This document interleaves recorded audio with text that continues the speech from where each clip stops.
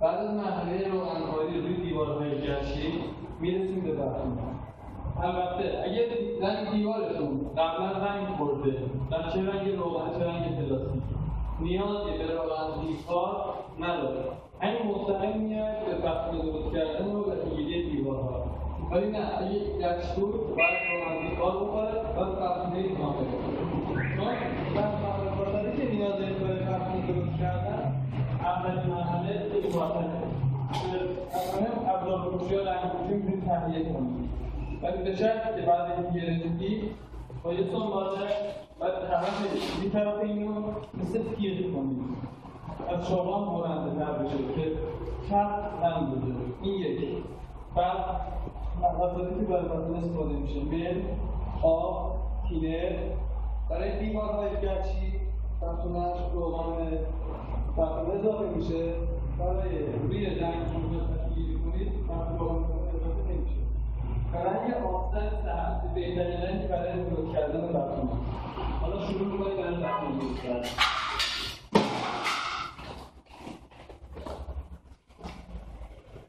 من به اندازه 2 تا کارتک می‌ریزم که میزانش دستتون باشه. حالا 3 تاش کنید کم باشه. وسطش کامل باز کنید.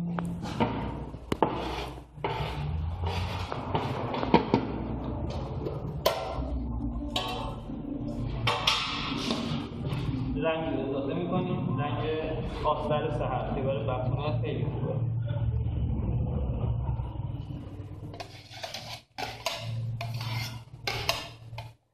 اگه همه این مسائل رو اول با هم یه مخلوط کنید کارتون آسان‌تره تا یکی یکی مخلوط کنید. بعد تینر رو می‌ریزیم. تینر رو بزنیم 1/3 رنگی که ریخته می‌ریزیم، زیاد نباید بریزیم. و آب. اگه آب نریزیم بطونمون مثل خمیری میشه که باز این برانور داره. کارتکمون وای نمیسته. آبم می‌زنم 1/4 یا 2/4 رنگ رو می‌ریزیم. اول یک مخلوط کنیم که خارج نباشه.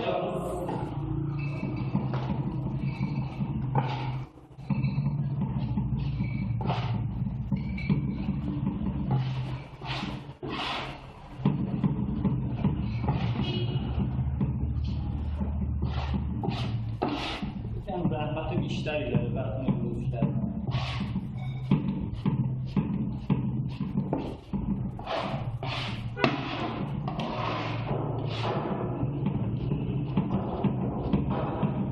اونقدر بر بریم که اصلا مل فیکس نشده توش نباشه. مثل خامه.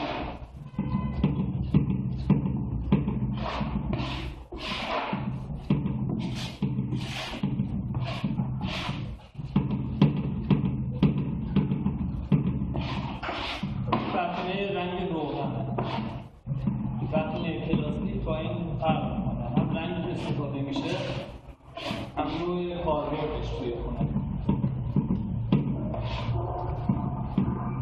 این بطونه روی دیوارهای روغنی حتی فلزات میشه با این بطونه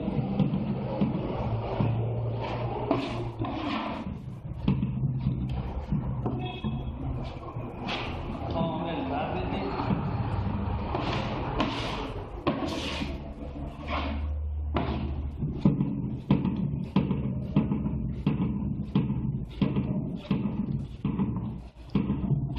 اینجوری که اینجا که می‌بینید نه هنوز باز نشده. این انقدر انجام بدید تا اینا نباشن.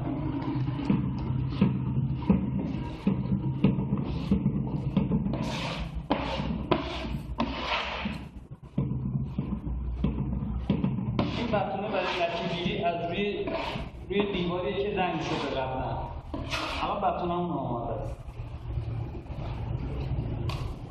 بطونه رو که می‌ریزید این کارتر نباید بریزه. نباید یادم صرف باشه که من باش کار کنیم. نه من تا شروع میکنیم به لکه‌گیری.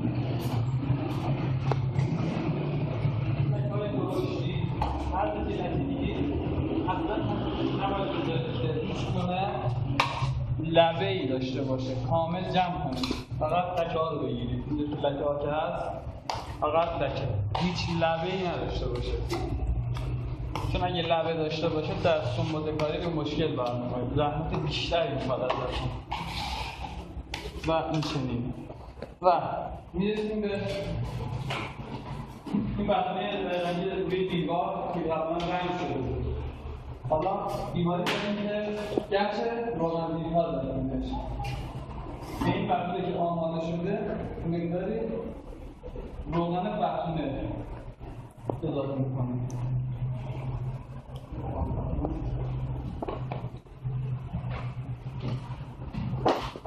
کمی هم میره که زیاد شل نکنه.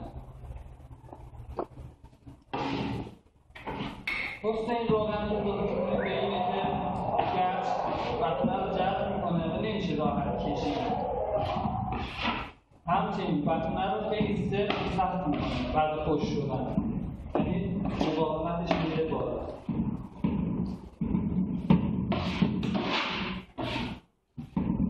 باز الان نباید زیاد شل بشه یا سفت کامل بشه.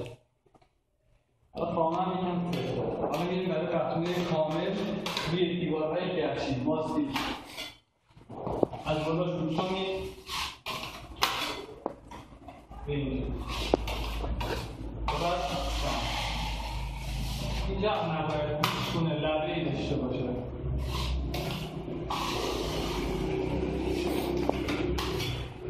به همین ترتیب کل دیوار ماستیک میشه.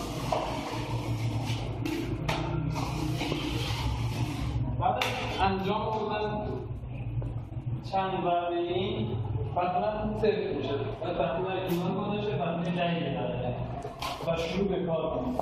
بطنه که کار کرد کل همش سفت شد، بعد دوباره برمیگردید مقداری رنگ و مقداری روغن بطنه اضافه میکنید و باز همون بطنه استفاده میکنید. و بعد از این کار میرسیم به مرحله سنباده کاری. سنباده کاری بودن 12 ساعت از روی این بطنه به این در خودش کامل کنید. بعد از اون با یک سنباده 120 کاش میکنید.